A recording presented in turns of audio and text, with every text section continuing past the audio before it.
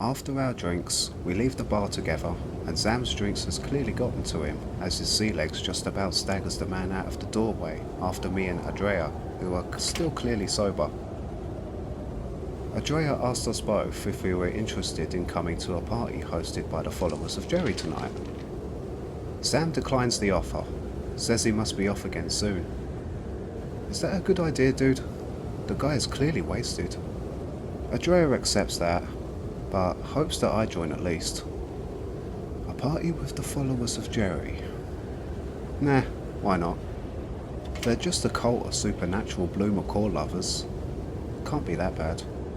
But only if Jerry decides not to crash the party. Andrea laughs and reassures me that as long as I show respect, Jerry and his followers won't harm me. Sam puts on his hat and says his farewells before turning around and completely tripping over a supply box. Oof, that must have hurt. Andrea playfully tugs my jacket and leaves herself, telling me to meet her at the followers' encampment in 4 hours. Alright, let's party. The party was great. Music, food, booze and everything. I could believe for a moment I was back on Earth. I met Andrea outside the main tent area where the party was being held, and I met a lot of her friends. There's a lot of diversity at this party. The Eyes of Argos are here as security, and one of them is also Andrea's friend. She had friends in all places, it seems. I meet people from the Meg, the BNTG, followers of Jerry, Drone Surveillance Squad, and Camp Amber 11.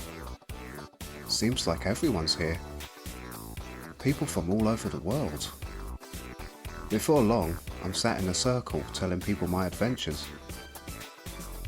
There's so much I had to refer to my diary several times. Andrea seems especially impressed. We talked and drank and told jokes until one of the followers decided to make an announcement. Good evening, everyone, and welcome to our party this evening. Stage fright much? Spit it out, son. I'd like to make a special announcement, and as you know, our great and wonderful leader Jerry has decided to grace us with his wonderful presence tonight. Let's all hear a big cheer for Jerry. Oh god, no, here we go. Before long, the announcer follower leaves the stage and on walks another follower bearing a bird stand. They even decorated it. I want to laugh, but I hold it in. Before I knew it, it flew over my head and towards the stage. The tent erupted in cheers and applause. The majestic parrot made a graceful landing and perched on the stand. His presence overwhelming, just like back in level 5. I feel that familiar, threatening aura. Everyone cheers and claps, even people who aren't followers. I turn to look to Andrea, and she nudges my elbow, making it clear. I reluctantly join in on the cheers. All hail Jerry! After the applause is over, everyone just goes right back to partying. The whole place feels like a cult right now. I take my time to pay my respects to Jerry with some almond water, and he accepts. Now I have tamed Jerry. He won't be a threat to me so long as I continue to pay my respects. I heard a lot of stories from the other attendees. Turns out, the Argos guys all follow a certain entity simply called Argos. He is a human-like man, but has no eye slots or eyes to speak of. But there's nothing wrong with his vision at all. He can see clearer than you can see. Like, he can see right through your soul clear. He can just tell what kind of person you are just through your karma. So, depending on how good or bad a person you are, your life is in his hands if you happen to encounter him. If he ultimately deems you a sinner, you are impaled by the righteous warrior right there and then. Sheesh, sounds extreme. But then that must mean that most of these guys are very good people, according to Argos, because he alone can choose who joins. I hear other stories about the pool rooms, snack rooms, the Shady Grey, Jerry's own level called Jerry's Room, and something about a skeleton queen on level 32. Sounds scary. I wonder if I'll ever encounter any of those levels later.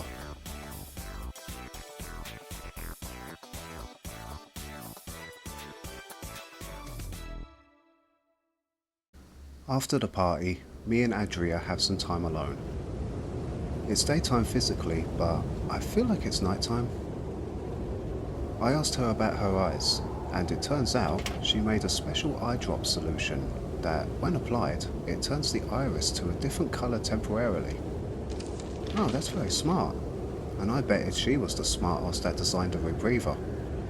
She giggled and said no, then said that her superior had made that design. Dr. Don't. Weird name. Really? Dr. Don't? She laughs again and says that his name is short for Dr. Don't Disturb My Research. He was a stern but fair and cared a lot about people, but he had a short temper. Hard to interact with, but brilliant with science. Interesting. Where's the good doctor now? Apparently, just missing. Went out on a research trip to another level and never came back. I can tell she misses him. I offer her a hug, and she gladly accepts. And then she makes a move and kisses me.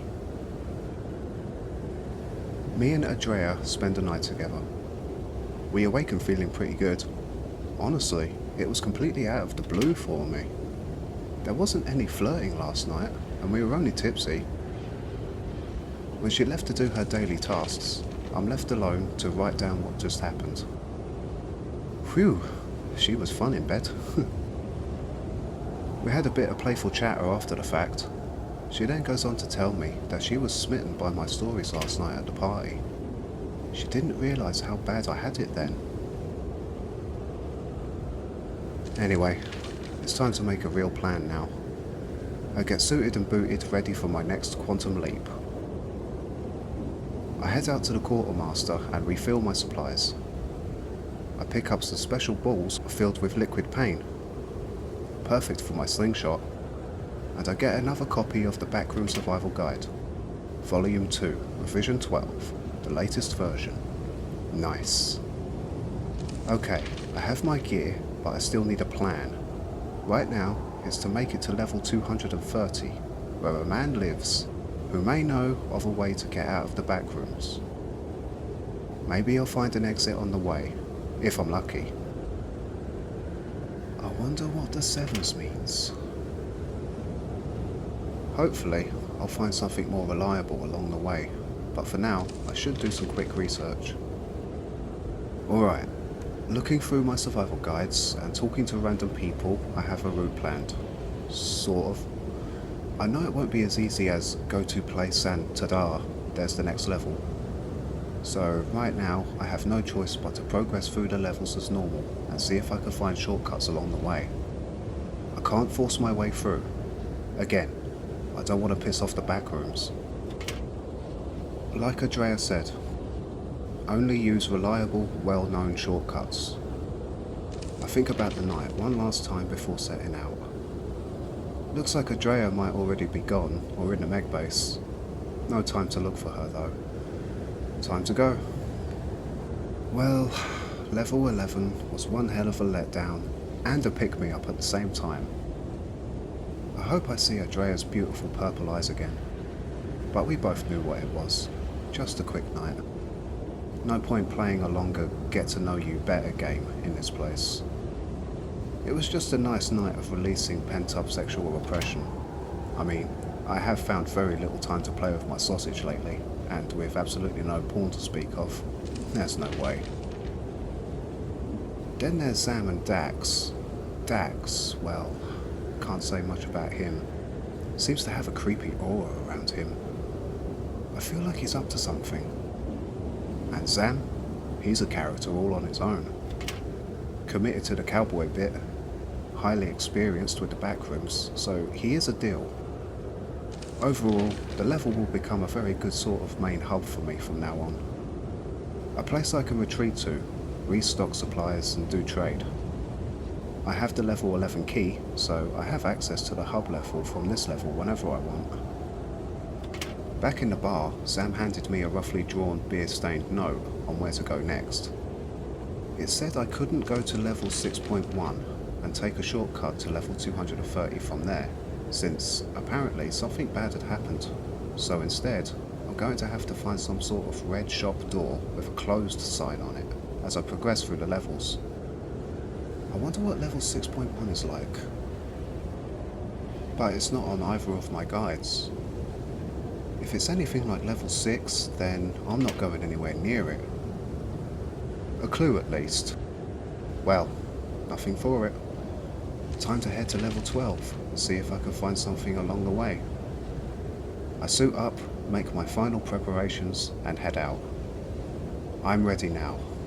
It's not going to be like the way it was anymore, Backrooms. This time, I'm going to be the entity that bites back. I head out, following instructions on where to find a good entrance to level 12. I head to a building not too far away and follow signs towards a window on the 8th floor. On that window were signs all around it. Level 12 here. Well, here goes nothing.